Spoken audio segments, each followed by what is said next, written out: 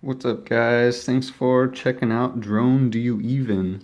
This is going to be the Eachine E010 review.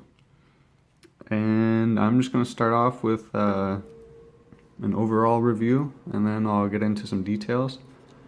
So overall, I say it is an awesome drone, and you should probably pick one up.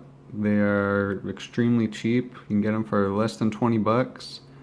So I mean, you can't go wrong. They're pretty easy to fly. They're fun to fly really well.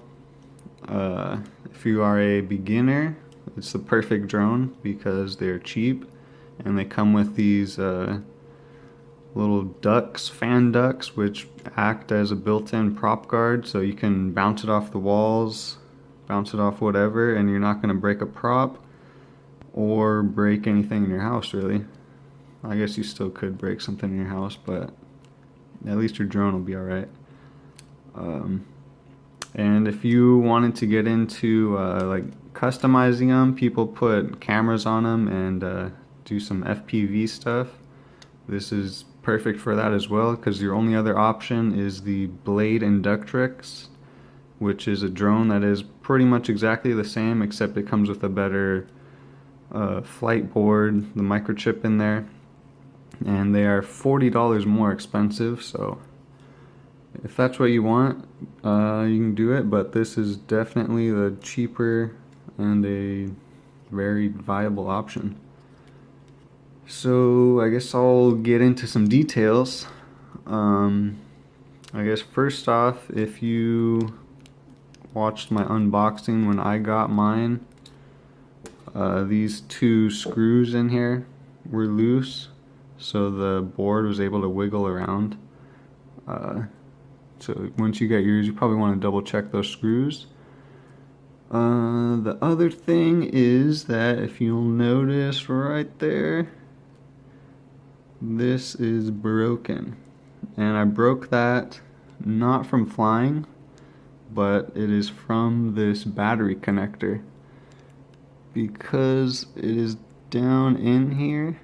Plugging it in isn't too bad, but when you go to take it out, let's see, I get some focus here. That's alright. I mean, my fingers don't really fit all the way in there unless you see how this is bending. My knuckle hits this, and I mean, I don't have crazy big hands. I have pretty average hands, so I guess it's something you'll have to watch out for, because it is just kind of deep down in there and everything gets in the way. So what I started doing is keeping some handy needle nose pliers around, and then just kind of pinching the center of it, and you can just grab them out with the pliers, and that'll save you from breaking your little guy right here. It doesn't affect the flight really. I mean, the blades still spin fine, and I mean, I'll be able to like put some glue on there if I really wanted to, but definitely something to be careful of. Charger works well. I guess I should go over that. The flight time, you can do, I mean, if you're flying pretty aggressively, it's going to be about like 3.5 minutes before, you know, it starts to kind of want to drop, and you have to hold the throttle a while to get it back up. But if it's your first time flying it and you're not going crazy with it, you can get a good 5 minutes of flight, maybe even more. So it's not too bad. Charging time is about 30 minutes. And now we're going to move on to the controller. The controller is definitely my least favorite part because it is so small. Your fingers kind of overlap. The sticks are a little crunchy and they're kind of stiff, so it's hard to be real precise with your movements. But you know, you'll get used to it, get what you pay for. The buttons. This button is going to change your rates or your sensitivity settings.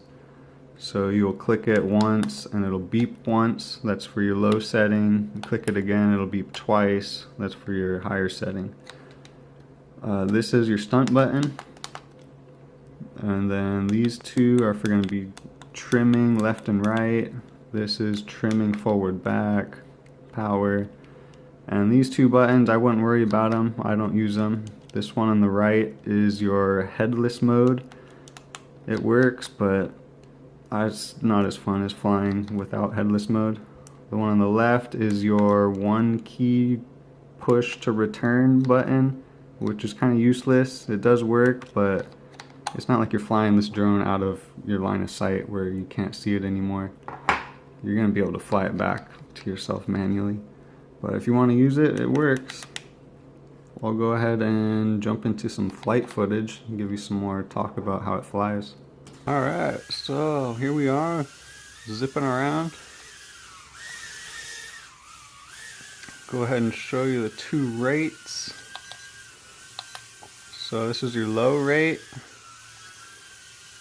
Pretty mellow. Whoops. Go ahead and bump it up. Your higher rate, a little quicker, more agile.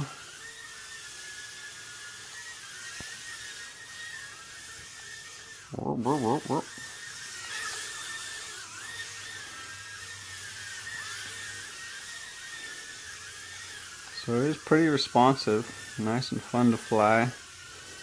Little bump guards are nice to bounce it off stuff. Get some flips going.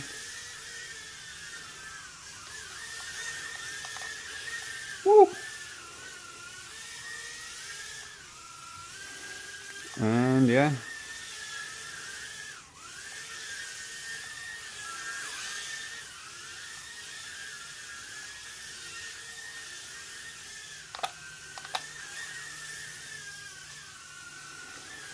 Once again, flight time, about 3.5 minutes. If you're flying aggressively, solid 5 minutes if you're just getting the hang of it.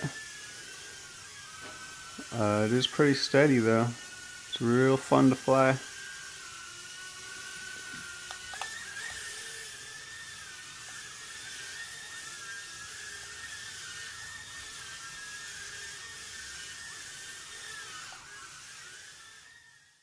Alright, so that is your review of the Eachine E010. Once again, I say go buy one. Can't go wrong. It's a good little drone. It's cheap. I'll put some links to them to where you can find them. So yeah, grab one, bounce it off the walls, do some flips. And if you guys have any questions, be sure to let us know in the comments. We'll get back to you. Give the video a like. Go check out the channel. We got lots of good stuff, so be sure to subscribe for some more. Peace.